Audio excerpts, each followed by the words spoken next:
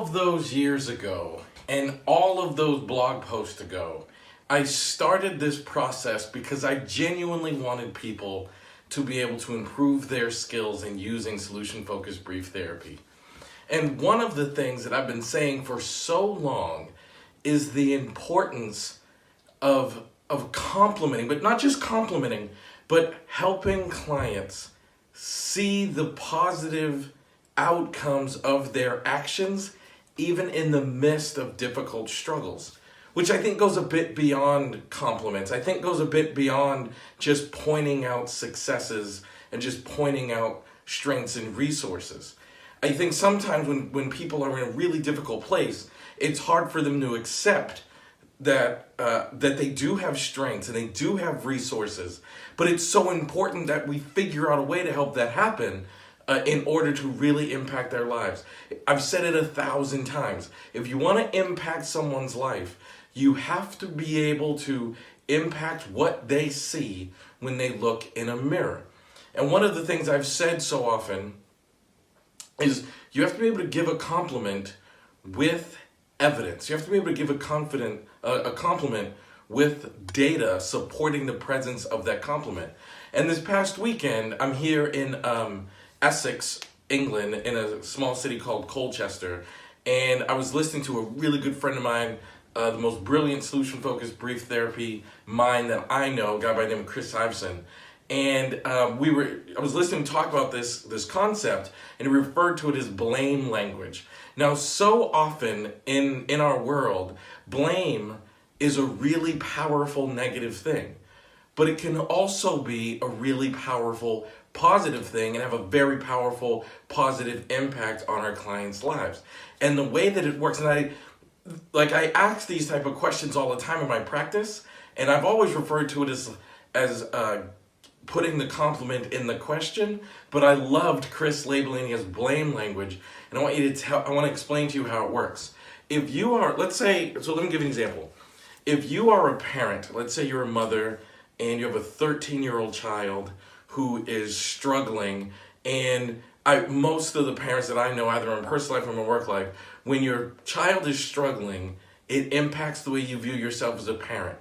You literally feel like a failure as a parent because of the perils that of your child and the difficulties your child might be having.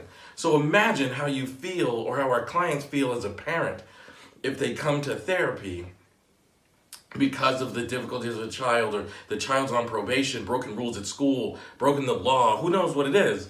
If I simply say, I think you're a good mother because, then the parent is very likely to argue with the compliment. And then I have to work to come up with enough data to overcome the argument. And I've always said, if you put the compliment in the question, or as Chris says, use blame language, then the compliment is much more easily received. And I'll give you an example. Several years ago, I was working with a mom and a teenage son, and the mom was just super duper upset with this teenage son. And in the session, she described him as he's never learned anything I've tried to teach him. Like, she literally said that. He's never learned anything I've tried to teach him.